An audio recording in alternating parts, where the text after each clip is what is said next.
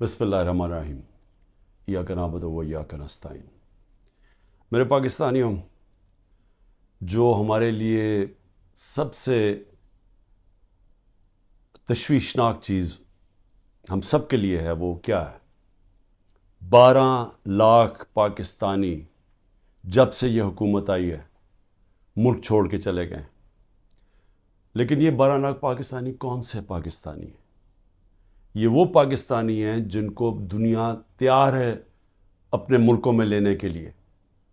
Europe, امریکہ، Canada, یہ اس طرح کے ملک یہ تیار ہیں ان کو لینے کے لیے، کیونکہ پروفیشنلز ہیں۔ یہ وہ لوگ ہیں جن کی ڈیمانڈ ہے دنیا سے باہر، یہ کہیں بھی جا سکتے ہیں۔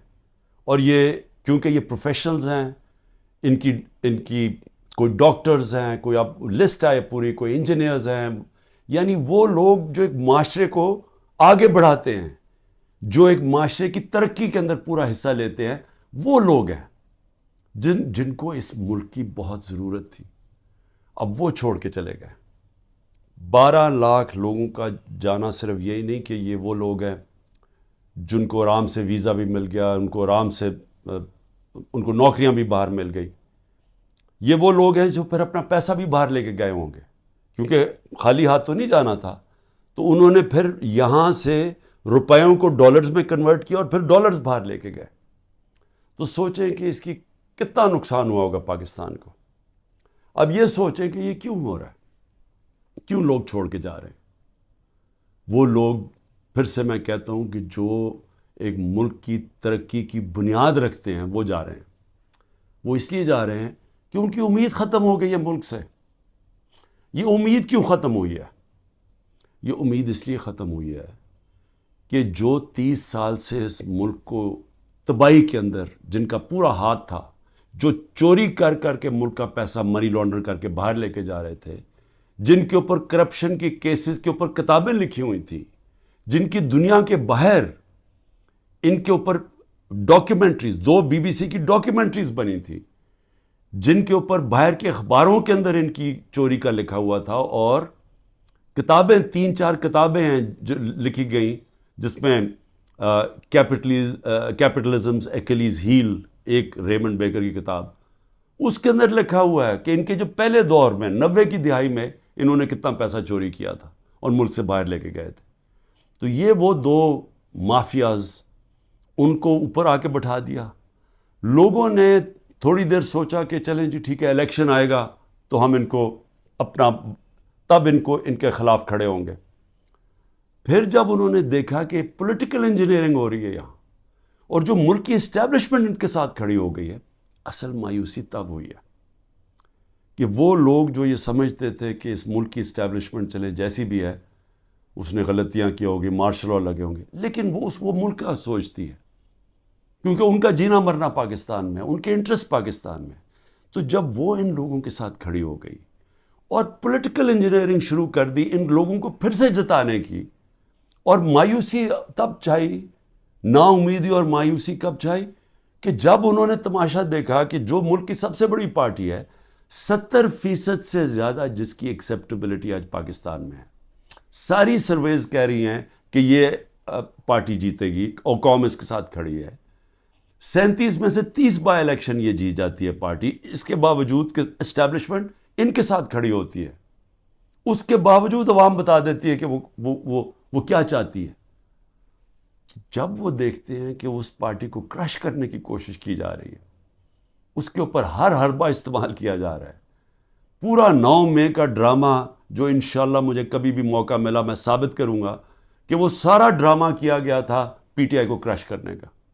اس کا کوئی مقصد یہ نہیں تھا کہ انہوں نے کوئی غدار پکڑنے تھے، یعنی یہ خیر اب تو ہمارے پاس ایویڈنس بھی آ گئی ہے، وہ جب موقع ملے تو ہم بتائیں گے کہ کیسے پری پلان کر کے اور پھر ایک ٹریپ کرنے کی کوشش کی گئی ہے پارٹی کو، اور پھر ورکر سارے ہزاروں ورکر اندر ڈال دیے، سینئر لیڈرشپ اندر ڈال دی، پھر وہ جو باہر نکلتا تھا صرف کہ میں جی پارٹی چھوڑ رہا ہوں تو وہ باہر نکل سکتا ہے، اور پھر یہ بتایا گیا کہ یہ فوج کے خلاف ہے، یعنی تحریک انصاف فوج کے خلاف ہے۔ کون اپنی فوج کے خلاف ہوگا؟ اچھا، اور کون اپنی فوج کے اوپر حملہ کرے گا؟ کوئی جیت سکتا ہے اپنی فوج کے اوپر حملہ کر کے؟ کیا وہ نہتے لوگ اور وہ جو عورتیں ہیں جو ابھی بھی پکڑی ہوئی ہیں عورتیں، کیا ان کے ذریعے ہم نے حملہ کرنا تھا فوج کے اوپر؟ تو یہ پورا ایک پلان، ایک پروپیگنڈا کیمپین، میڈیا کے منہ بند کیا گیا، میڈیا کے اندر پوری ایک کیمپین چلائی گئی اور لوگوں کو یہ بتانے کی کوشش کی گئی کہ یہ دیکھیں جی کتنے برے لوگ ہیں، یہ ملک کے غدار ہیں. جس طرح کے لوگوں کو نہیں پتا کہ جو اوپر بٹھائے ہوئے ہیں وہ کون ہیں. یا تو لوگ بھیڑ بکریاں ہیں کہ ان کو پتہ ہی نہیں کہ اوپر کون بیٹھے ہوئے ہیں. کیا ان کا لوگوں کو 30 سال سے نہیں دیکھ رہے؟ کیا وہ لوگ جو ملک کا پیسہ چوری کر کے باہر لے کے جاتے ہیں اور جن کے بڑے بڑے محلات ہیں، جن کا بڑا اچھا رہن سہن ہے، جن کی بزنسز ہیں، جو بچے باہر ہیں، علاج باہر ہیں، چھٹیاں باہر ہیں، کیا وہ ملک سے زیادہ پیار کرتے ہیں؟ لیکن وہ لوگ جن کا جینا بھر رہا پاکستان میں وہ غدار ہے. تو کیا یہ قوم مان لے گی؟ اور مایوسی اس لیے کہ پولیٹیکل انجینئرنگ کی جا رہی ہے پی ٹی آئی کو کرش کر کے کہ یہ لوگوں کو پھر سے لے کے آئیں. اور پھر یہ جو نئے کوششیں ہو رہی ہیں کہ جی نئی پارٹیز بنائی جا رہی ہیں اور پی ٹی آئی کے لوگوں کو ادھر دھکیلا جا رہا ہے، کیونکہ انہیں یہ پتہ ہے کہ پی ٹی آئی کے لوگوں نے ان دونوں پارٹیز کو تو پاس جانا نہیں، کیونکہ سب کو پتہ ہے ان کا ووٹ بینک ہی نہیں ہے. تو پھر پی ٹی آئی کا کوئی جی یہ جو آج نئی بھی پارٹی بنی ہے اور پھر اس سے پہلے بھی کہ پی ٹی آئی لوگوں کو وہاں دھکیلا جائے. اب میں صرف مجھے حیرت ہوتی ہے کہ جو بھی یہ پلاننگ کر رہے ہیں، جو بھی یہ سوچ ہے اس کے پیچھے، کوئی ان کو تو کوئی ان کا احتساب ہوگا کہ یہ کر کیا رہے ہیں ملک کے ساتھ؟ کیا ان میں عقل ہے، سیاست کی سمجھ ہے، کیا ملک کی تاریخ کی سمجھ ہے، کیا ان کے پاس تعلیم ہے؟ تربیت تو مجھے پتہ نہیں ہے، کیونکہ جن کے پاس تربیت ہو وہ یہ نہ کریں جو حربے استعمال کیے جا رہے ہیں. لوگوں کے گھر توڑے جا رہے ہیں، بچوں کا نہ دیکھتے ہیں، نہ بوڑھوں کا دیکھتے ہیں، بزرگوں کا نہیں دیکھتے، عورتوں کا نہیں دیکھتے، بزنسز بند کر رہے ہیں، ہر قسم کی بلیک میل کی جا رہی ہے جو پاکستان کی تاریخ میں کوئی تصور بھی نہیں کر سکتا یہ ہو سکتا ہے. کسی پاکستان کی پولیٹیکل پارٹی کے ساتھ آج تک وہ نہیں ہوا جو آج ہمارے ساتھ کیا جا رہا ہے. اور ان لوگوں کو دھکیلا جا رہا ہے بلیک میل کر کے کہ وہ اس پارٹی میں چلے جاؤ اور اس پارٹی میں چلے جاؤ.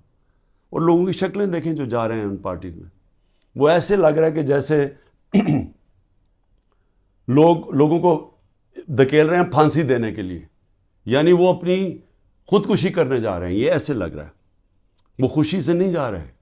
جب لوگوں کو لے کے اس طرح لے کے جا رہے ہیں بلیک میل کر کے، زیادہ تر بلیک میل کر رہے ہیں، اور ان ساروں کو کئی تو دو تو میں دیکھ رہا تھا جیل سے سیدھا وہاں لے گئے ہیں. تو وہ کیوں اس طرح ان کی شکلوں میں خوشی کیوں نہیں ہے؟ کیونکہ ان کو پتہ ہے کہ ان کی سیاسی موت ہے. ان کو پتہ ہے کہ پبلک نے ان کو ووٹ نہیں کرنا. اور اگر کسی کو شک ہے تو یہ انشاءاللہ جب بھی، اب تو الیکشن لگ رہا ہے کہ انشاءاللہ ہو ہی جائیں گے، وہ جب بھی الیکشن ہوں گے تو آپ کو نظر آ جائے گا کہ لوگوں نے ووٹ کس کو ڈالنی ہے.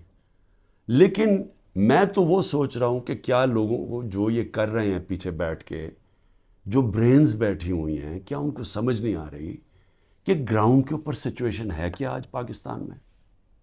کیا ان کو یہ نہیں پتا کہ یہ پہلی دفعہ 1970 کے بعد پاکستان میں یہ ماحول بنا ہے کہ نظریہ، پہلی دفعہ نظریاتی پولیٹکس ہو رہی ہے. ووٹر نے نظریے کے اوپر ووٹ ڈال لی ہیں، شخصیتیں ختم ہی ہو گئی ہیں. آپ جو مرضی کر لیں کہ جتنے جو 1970 میں کیا ہوا تھا، بڑے بڑے نام تھے، ایسے نام تھے کہ انہوں نے کہا ہمیں کیمپین کرنے کی ضرورت نہیں ہے 1970 میں. تو ایک دم نظریہ ویسٹ پاکستان میں آیا اور 84 سیٹیں جیت گیا 137 میں سے ذوالفقار علی بھٹو. لیکن اس سے بڑا جو سیلاب آیا وہ اس پاکستان میں آیا. میرے خیال میں 168 میں سے 162 سیٹیں جیت گیا مجیب الرحمان. اور وہ کیا چاہ رہا تھا؟ انصاف چاہ رہا تھا.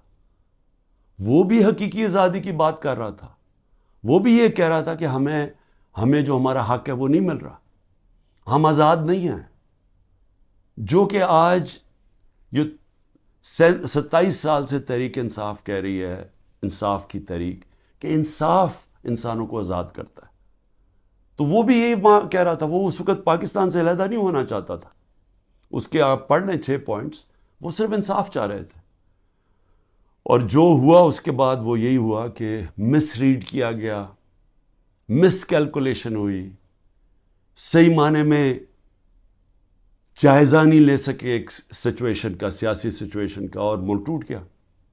آج پھر وہی ہو رہا ہے. یہ جو بنائے جا رہے ہیں لوگوں کو، اور یہ جو پارٹیز بنائی جا رہی ہیں، اور یہ جو لوگوں کو دھکیلا جا رہا ہے، اور جو ہمارے لوگوں کو توڑا جا رہا ہے، تو یہ کیا یہ سمجھ نہیں آ رہی کہ گراؤنڈ کے اوپر سچویشن وہ 1970 والا ہے؟ نظریہ کی پولیٹکس آ گئی ہے پاکستان میں.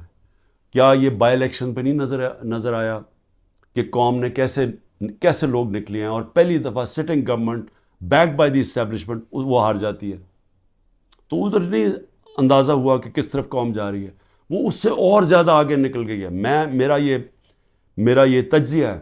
وہ آدمی جس نے زیرو سے پولیٹکس شروع کی، زیرو سے، کوئی میرے باپ دادا کوئی پولیٹکس میں نہیں تھا.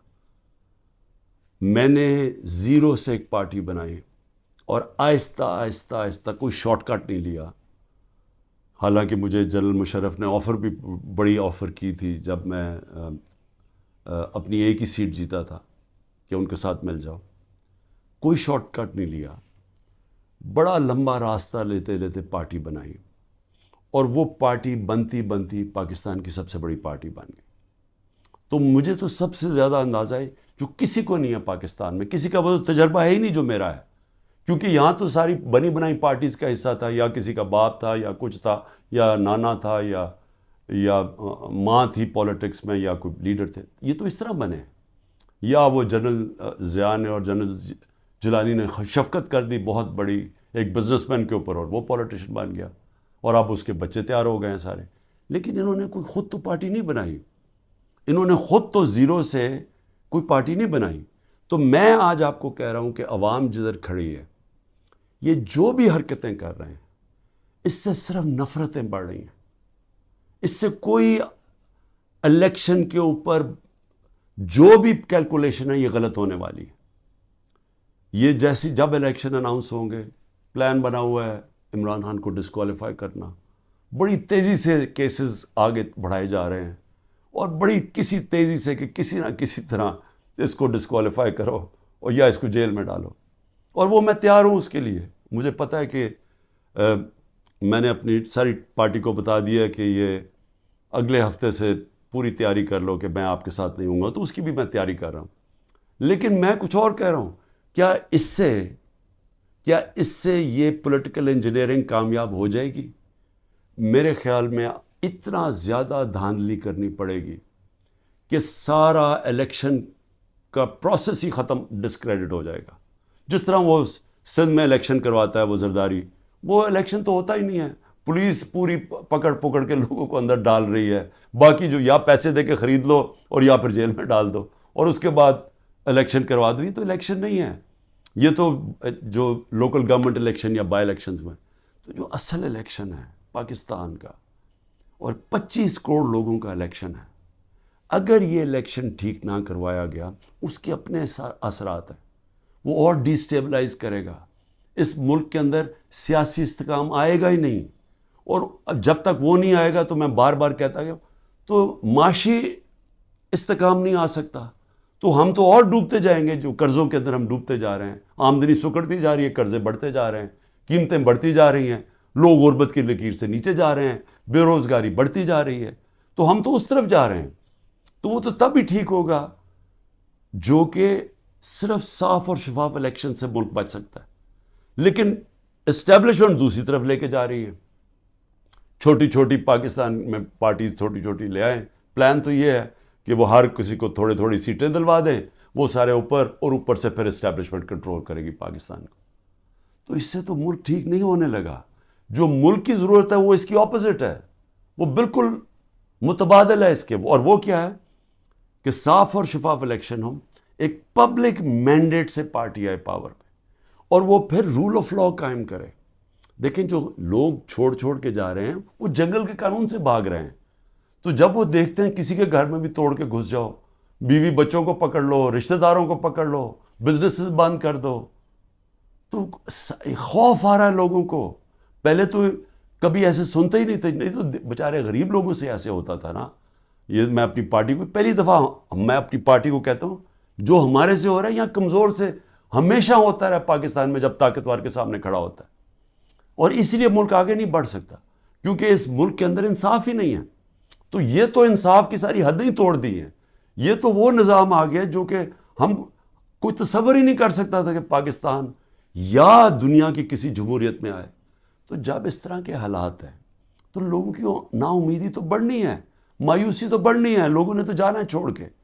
اس لیے میں آخر میں یہ کہنا چاہتا ہوں کہ یہ جو ایکسپیریمنٹس کر رہے ہیں یہ پہلے فیل ہو چکے ہیں, اور اس ملک کے اندر جو 90 کی دہائی کی سیاست تھی وہ ختم ہو چکی ہے. جو جنرل مشرف نے کاف لیگ بنائی تھی وہ دن چلے گئے ہیں. یہ دوسرا دور آ گیا, اور اس دور کے اندر سب سے ایک ہی راستہ ہے کہ صاف اور شفاف الیکشن کروائیں اور اس ملک کے اندر اسٹیبلٹی لے کے آئیں, ایک سیاسی استحکام آئے, اور اس کے بعد پھر معیشت کو ٹھیک کریں اور ملک کے اندر وہ ریفارمز کریں. اس ریفارمز کے بغیر پاکستان اس دلدل سے اب نہیں نکل سکتا. پاکستان کو سرجری چاہیے. اس ملک کو اب ہم وہاں پہنچ گئے ہیں کہ اگر ہم نے اپنے سارا گورننس سسٹم نہ چینج کیا, ہم نے سارا انصاف کا نظام نہ ٹھیک کیا, ہم نے جو ہمارے گورنمنٹ کارپوریشنز ہیں جو جس طرح وہ اس وقت بوجھ بنے ہوئے ہیں, ہم نے جب تک نچلی سطح کے لوگوں کے اوپر اب ان کی مدد کرنے کے لیے پروگرامز نہ بنائے تاکہ ان کو ہم سہارا دیں, کیونکہ اب جو مہنگائی آ گئی ہے لوگ کیسے گزارا کر سکتے ہیں. اور جو ہم نے ہیلتھ کارڈ لے کے آئے تھے, سوچیں کہ پہلے ہی گزارا نہیں ہو رہا تو اگر بیماری ہوگی گھر میں تو اگر آپ ہیلتھ کارڈ ہی لے جائیں گے, ہیلتھ انشورنس, وہ کیسے گزارا کریں گے. تو کیسے ہم نے نچلی سطح کے لوگوں کو اب پروٹیکٹ کرنا ہے, ان کو ہم نے معاشی طور پہ ان کی حفاظت کرنی ہے ٹارگیٹڈ سبسڈی سے. کیسے ہم نے اپنے ملک کے اندر ڈالرز کی انٹیک بڑھانی ہے, وہ کون سے قدم ہیں. کیسے ہم نے خرچے کم کرنے ہیں. کیسے ہم نے اپنا گورننس سسٹم ایسا کرنا ہے کہ باہر سے انویسٹر پاکستان آ سکیں. کیسے ان کو اعتماد دینا ہے اپنے رول آف لا پہ کہ ہمارے یہاں اس ملک کے اندر آپ اگر اپنی سرمایہ کاری کریں گے تو ہم اس کی حفاظت, ہمارا قانون اس کی حفاظت کرے گا, لیول پلینگ فیلڈ دے گا, وہ کنڈیشنز دے گا کہ جب اب مثلا چائنا سے جب انڈسٹری ہم چاہتے تھے کہ پاکستان آئے تو میری جب پریمیئر لی سے ان کے بات ہوئی تو انہوں نے مجھے کیا کہا, انہوں نے کہا دیکھیں مسئلہ یہ ہے کہ پاکستان میں ہمارے سارے انڈسٹریز کہتے ہیں کہ ٹائم بہت لگتا ہے, یہاں کام ہی نہیں ہوتا آپ کی, بڑا سلو ہے آپ کا سسٹم. جبکہ وہ ویتنام جاتے ہیں, اور وہ بنگلہ دیش کی بھی بات کر رہا تھا کہ وہاں بڑی جلدی ان کا کام ہو جاتا ہے انویسٹر کے لیے. تو ایک انویسٹر کے پاس ٹائم نہیں ہوتا. تو یہ ہمیں ساری اصلاحات کرنی پڑیں گی, اور اس کے لیے سب سے بڑی ضرورت ہے کہ صاف اور شفاف الیکشن سے ایک مضبوط, ایک سٹیبل حکومت آئے. سٹیبلٹی اب صرف ایک طرح ہی آئے گی, صاف اور شفاف الیکشن, اور یہ پولیٹیکل انجینئرنگ کو مسترد کیا جائے. پاکستان زندہ باد.